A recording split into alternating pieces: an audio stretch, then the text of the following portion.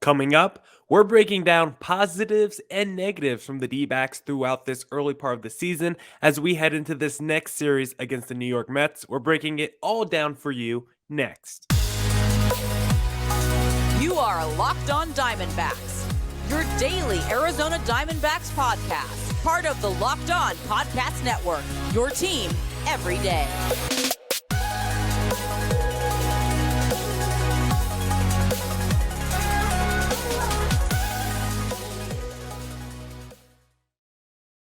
Well, welcome into the Locked On Diamondbacks podcast, part of the Locked On Podcast Network, your team every day. You're listening to who? Millard Thomas, the always charismatic host of this podcast. I'm a multimedia journalist and I'm a graphic designer. So please go check out my website, millardthomas24.myportfolio.com. On there you can see all my latest work, from my packages to my articles to my photos, my graphic design. If you want to see more content by me, just follow me on Twitter at CreatorThomas24 for my personal account, or just look up Locked On Diamondbacks on both Twitter and Instagram for the podcast handle. And of course, thank you for making Locked On Diamondbacks your first listen every day. I would not be able to do this podcast without you, my loyal listeners, sharing, subscribing, reviewing, doing all that so I could do this podcast for you. Thank you. It's free and available on all platforms, so please continue to tell your friends. And also, this episode is brought to you by BlueNile.com. This Mother's Day, give mom something she'll treasure forever with fine jewelry from BlueNile.com. And Locked On Sports listeners get $50 off a $500 order. Just use code LOCKEDON at checkout.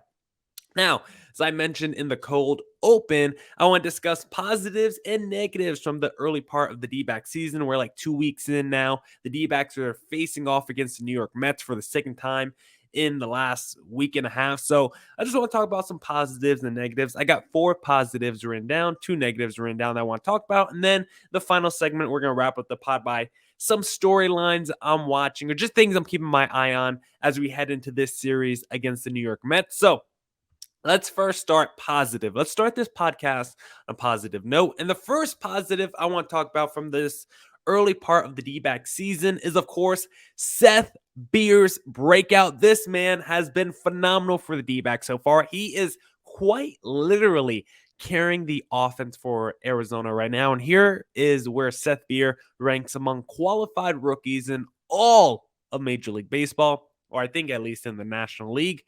He's first in batting average, 400 average, second in OBP, 462, second in slugging percentage, 571, second in RBIs with 8 on the season. One of the reasons why Seth Beer doesn't play every day is because Torey Lovullo does not like to play Seth Beer against lefties. Well, Seth Beer against lefties on the season, 4 for 11. So this man is crushing it against lefties. He's crushing it against righties. It doesn't matter who the pitcher is. Seth Beer has been crushing it for the D-backs this season, quite literally carrying the offense with runners in scoring position. Seth Beer, 5 for 12 on the season, with all 8 of his RBIs coming with runners in scoring position. This dude has been insane for the D-backs. He's single-handedly won us 2 or 3 games for the D-backs this season. When you think of that walk-off win, the first walk-off win of the season, that second walk-off win, Seth Beer tied up the game before Ketel Marte had that sac fly. And then I think in that 11-run outburst, Seth Beer had 3 hits as well, and I think you could say he was the main contributor in that game. So quite literally, the D-backs have 5 wins on the season, 4 or 5 wins. I think they're 5-8 on the season. You could say Seth Beer is responsible for 3 of them. That's pretty crazy when you think of a rookie. We knew, at least I knew, that this guy was going to be great for the D-backs. I knew he was going to be a real offensive contributor because he's been an offensive contributor wherever he's gone. And it's one of the reasons why I think the prospect rankings are so weird.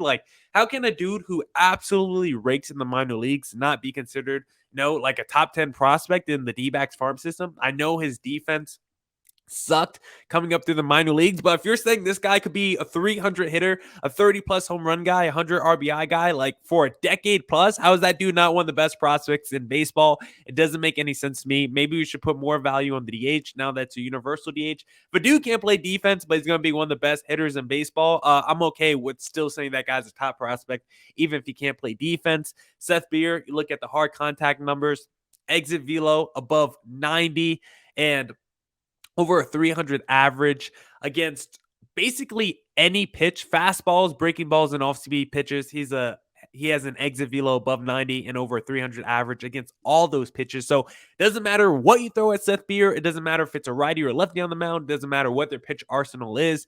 This dude absolutely crushes everything he sees at the plate. So Seth Beer, he's my first positive of the 2022 season for the Arizona Diamondbacks. The second one is the starting rotation looking really good. And all this credit has to go to Brent Shaw for the work he's put in with these D-back starters. I mean, how many times have we seen Brent Shaw already go to the mound this season? It feels like at least once a game, Brent Shaw is getting his steps into the mound because he's been that crucial to this D-back staff. And they really do need his advice because every time they get into a little jam, 2-1, 2 out, Brent Shaw comes out to the mound. He has a quick pep talk with whoever the pitcher is, and he almost always seemingly gets out the jam. So Brent Shaw has been huge for the D-backs this season. Third best starting ERA in all of baseball, just behind the Dodgers and New York Mets, who have what? 5 pitchers better than the D-backs best pitcher, if you don't count Zach Gallen, or I guess we got to put Merrill Kelly in that discussion as well. So Dodgers and Mets are the only 2 teams with a better ERA than the D-backs, who have a 2.51 ERA just among their starters. 4th best left on base percentage in all of baseball. Their starters are doing a great job of not allowing those runs to score. 81.5% of runners get stranded on the bases. Lowest BABIP, which is batting average on balls in play. So it takes out strikeouts, it takes out home runs. The D-backs, lowest BABIP in all of baseball at 222. When that ball is in play, those balls typically get scooped up by the defense and are automatic outs for the defense. So great job by the starting rotation, because whenever a ball is in play, it's usually an easy out for the defense. So they've done a great job doing that. And you look at some of the starts, the first 3 starts for some of these D-backs pitchers versus yesteryears, like for Merrill Kelly, who we talked about on yesterday's pod. We knew he was great in 2020. And really for Merrill Kelly, we were like, can he get back to that 2020 season? Like, was that a fluke for Merrill Kelly? He was doing the shortened year. Some players had career years during the 2020 season. Some had all-time career lows. So for Merrill Kelly, he was putting together a career campaign before he had to undergo thoracic outlet surgery. And we weren't sure if we're ever going to see that Merrill Kelly again, because he did not look like the same guy last season. Like I said, I thought he was the D-backs best pitcher last year, but does that mean he was a legit number 2 starter in the landscape of Major League Baseball? No, Merrill Kelly was probably pitched like a number 4 starter last year, but among D-backs pitchers, he was the best D-backs pitcher. So could we get Merrill Kelly back to that 2024? Well, so far, looks like Brent Shaw has done an amazing job at doing that, because Merrill Kelly, his first 3 starts in 2020, I mentioned this on yesterday's pod, 19.2 innings pitched, 5 earned runs, 15 strikeouts. So very dominant through those first 3 starts in 2020. Well, how about this season? 15.1 innings pitched, so a little bit less volume. 1 earned run. You like to see that. 18 strikeouts, so less volume, but less earned runs and more strikeouts. You'll definitely take that. But this has to be the biggest piece of this little yesteryear's players versus today's players. How have they performed either better or differently? We talked about Merrill Kelly getting back to those 2020 numbers under Brent Shaw. Well, let's take a look at Madison Bumgarner and how he started those first 2 years in D-backs uniform versus how he started this season. Because if you remember, and you probably do, Madison Bumgarner was very bad those first 3 starts of 2020. So let's take a look at it. Those first 3 starts of 2020, Madison Bumgarner, 14.4 innings pitched, 6 walks, 3 home runs allowed, 11 strikeouts to pitch to a 7.04 ERA. Absolutely terrible through those first 3 starts of 2020. Well, could it get any worse in 2021?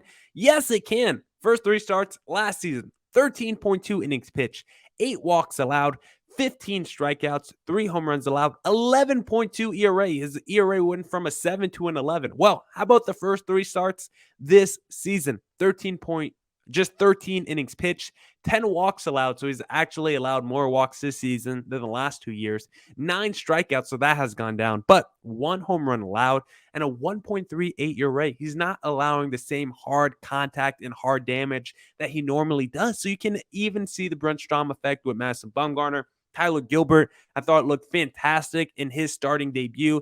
Gallen looked good in his debut as well. And then Zach Davies hasn't been incredible, but in 2 of his 3 outings, he's given up 2 earned runs or less. So I look at the entire starting rotation, I have to say, by Brent Shaw to really instill confidence in this rotation. And even though sometimes these pitchers look shaky and I'm not always confident when Madison Bumgarner's out there on the mound, I can't deny the results. He's not allowing earned runs. Whatever the reason is, even if I don't like his command or I still think there's a lot of issues with Madison Bumgarner and his pitching arsenal and his mechanics, the dude is not allowing earned runs. And I know if Brent Strom was not on his D-back staff right now, Madison Bumgarner would probably have a similar start to the way he had those first 2 years in Arizona. So shout out Brent Strom because you are maybe the biggest positive through the first 2 weeks of the D-back season. But I still got 2 more positives I want to talk to you guys about when it comes to the first 2 weeks of the D-back season. But first, if you want to talk about something positive, why don't we talk about some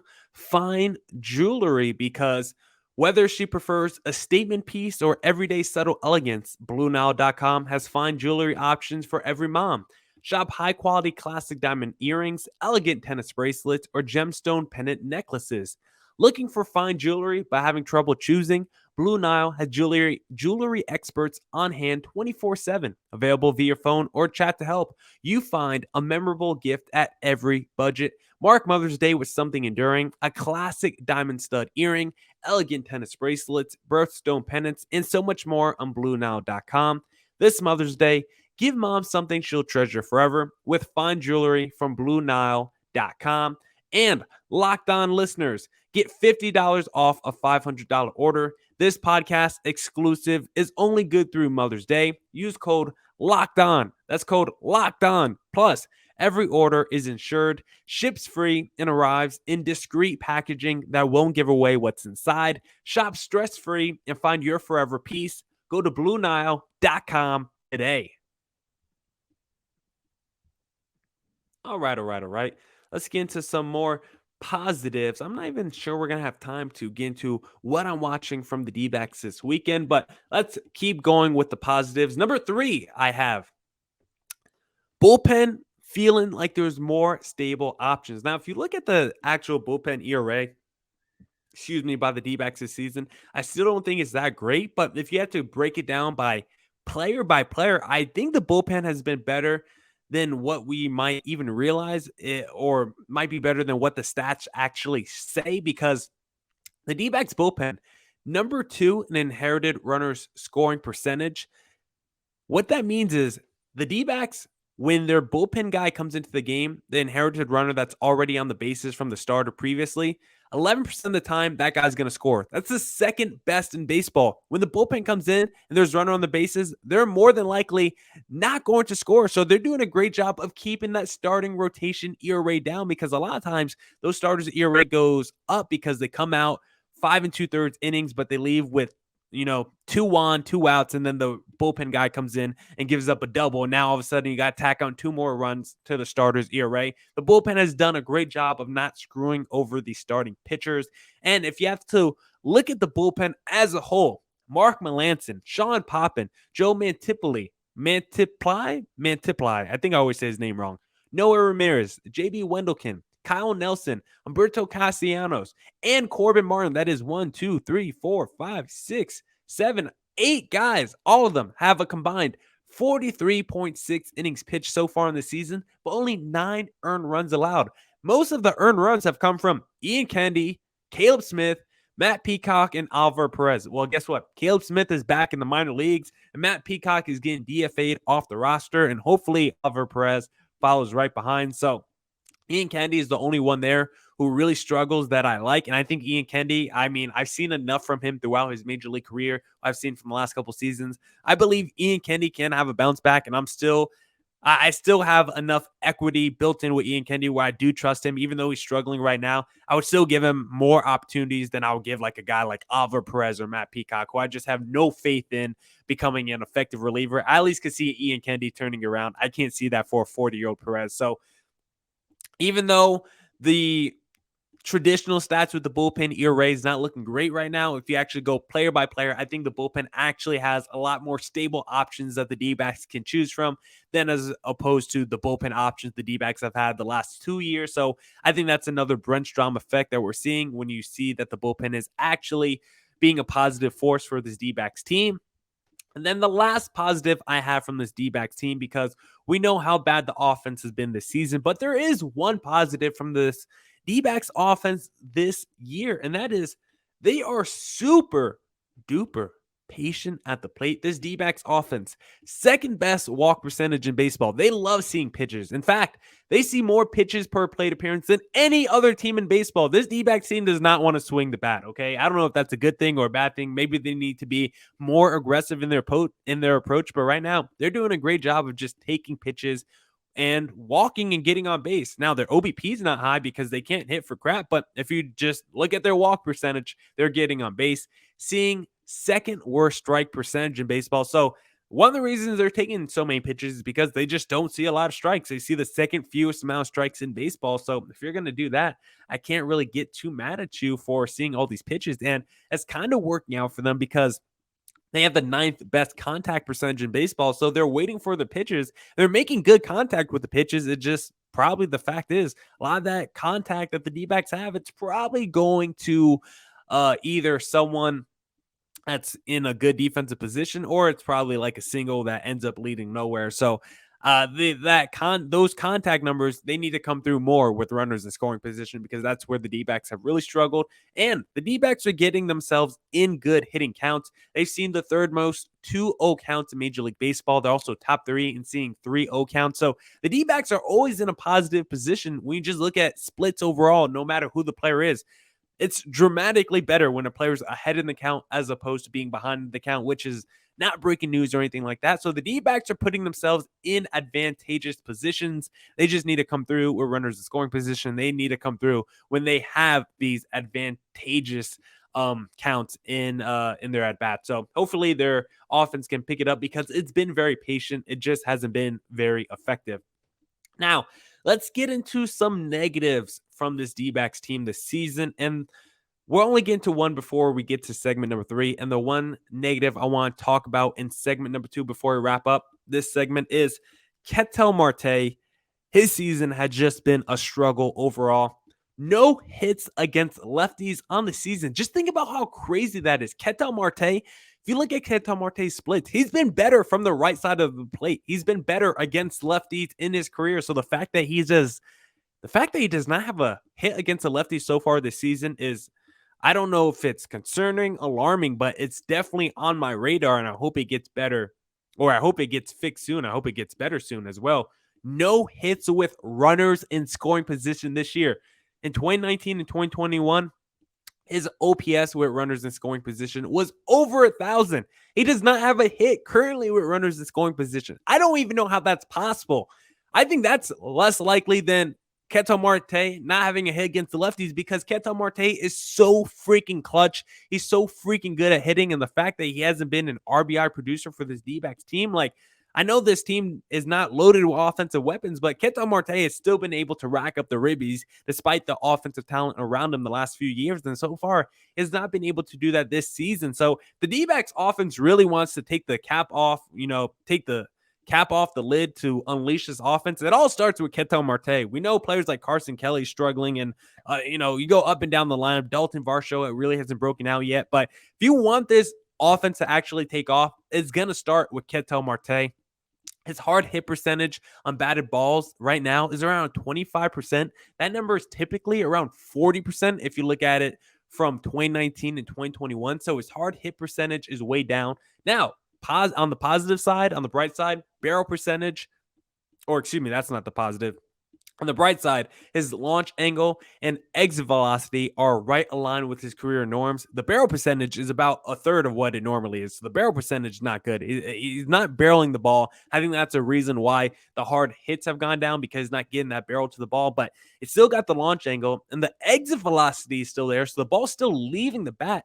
So, when you look at exit velocity and hard hit percentage, sometimes it can be contradictory. It's like, how does he have a low hard hit percentage, but the exit velocity is high?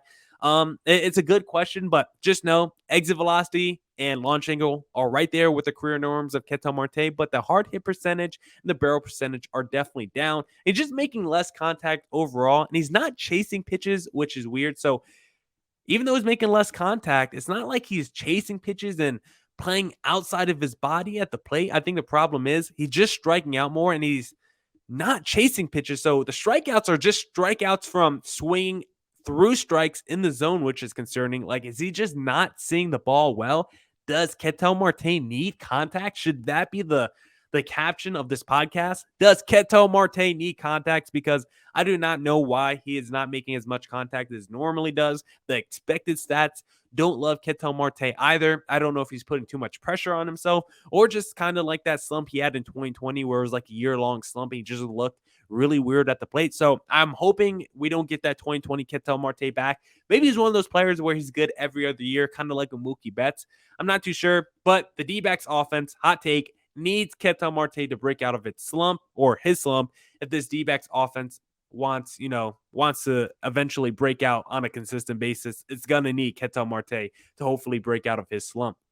Now, I got one more negative from this D-back season that I want to talk about before we talk about things I'm watching from the D-backs heading into this series against the New York Mets this weekend. And it's mostly from Saturday and Sunday's game and a little bit of today's game too, depending on when this podcast drops. Hopefully it comes out before today's game against the New York Mets. But before we get into segment number 3, that final negative and things I'm looking for from the D-backs against the New York Mets, why don't we talk about Bet Online? Because if you want to place a wager on how many runs the D-backs are going to score this season or whether Ketel Marte still has a chance at the MVP, you're going to need to go to betonline.net because it's your number one source for all your betting stats and sports info. Find all the latest sports developments, league reviews, and news, including this year's basketball playoffs and the start of the Major League Baseball season. BetOnline is your continued source for all your sports wagering information, from live betting to playoffs, esports, and more. Head to the website today or use your mobile device to learn more about the trends and actions. BetOnline, where the game starts. All right. Let's wrap up the pod and let's get into our one negative before I tell you things I'm watching for from the D-backs against the New York Mets this weekend. And the final negative I have is just an overall negative that we all know. It's so obvious when we watch these games. This lineup does not score runs. This is not, a minutia.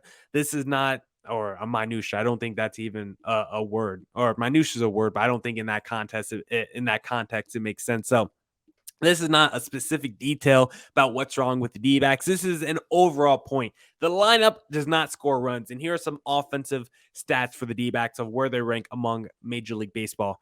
4th worst in runs a game in all of baseball. 4th worst in OPS. Peralta, Pavin, and Seth Beer are the only 3 players with the batting average above 200 on the team. 4th worst strikeout percentage in baseball at 25.8%. Worst batting average on balls in play at a 217 average. So their pitching was the best when it came to BABIP, but their offense is the worst when it comes to BABIP. And 2nd worst run scoring percentage. When someone gets on the bases, they have the 2nd worst chance of scoring a run in Major League Baseball. So across the board, the D-backs offense does not do good. Now, in terms of home runs, the D-backs are actually like top 10 in baseball. Around 12 to 13 in baseball for home runs across Major League Baseball. In the National League, I think they're tied for 5th or 6th. So the power department hasn't been too bad for the D-backs. The walks have been there for the D-backs, but in terms of just pure hits, it has not been there.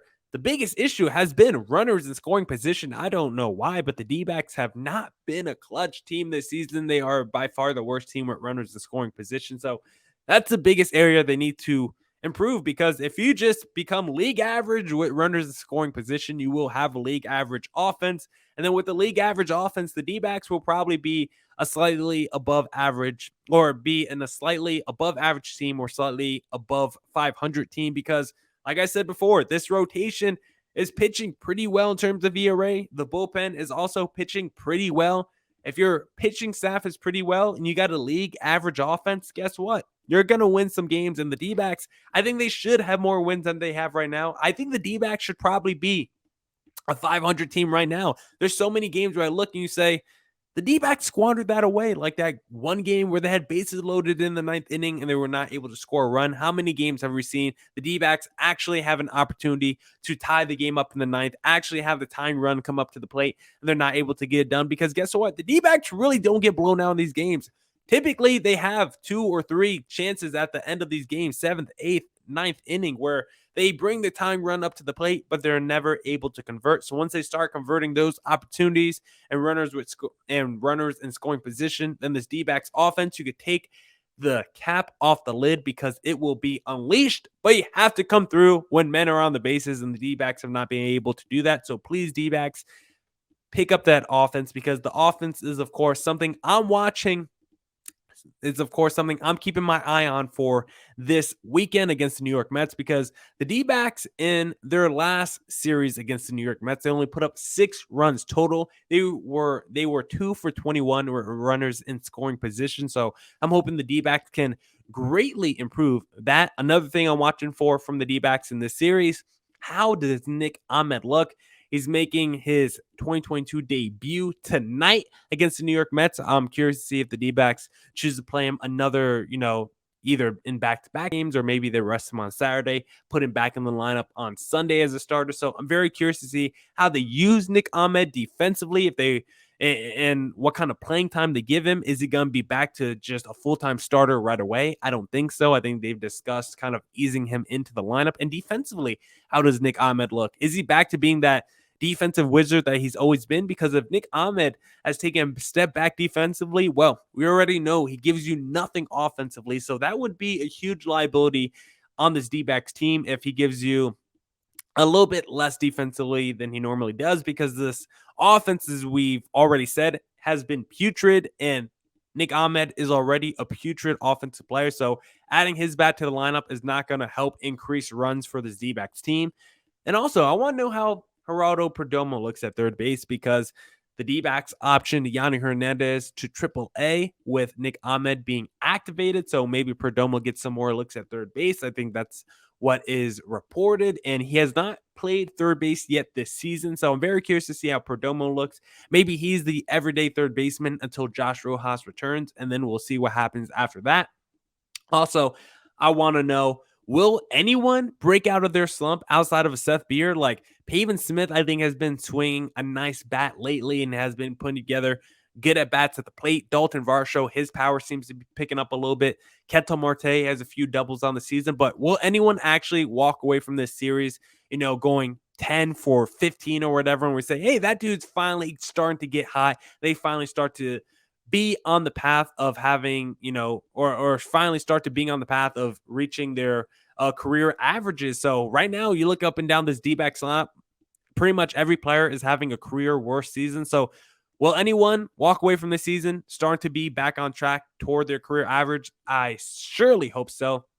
And the last thing I'm watching for this weekend is Ian Kennedy. We talked about how he's the only guy who I trust who has been struggling mightily from that D-backs bullpen. So I want to see how he pitches this weekend, because there will surely be an opportunity or two with Ian Kennedy coming into the game in a high leverage moment where Torey Lovullo trusts him, and he's either going to have to get out of the inning or at least preserve the hold, do something to preserve the lead, or maybe if it's like the D-backs are down 1 run, keep us within striking distance of the game. So I think Ian Kennedy will have a chance to, prove himself to D-backs fans, because he's been struggling this year and he hasn't really had any positive moments. So maybe that could come this weekend against the New York Mets. Now that's it for this edition of the Locked On Diamondbacks podcast. Come back tomorrow for more Diamondbacks news, or not tomorrow, next week for more Diamondbacks news coverage and insight.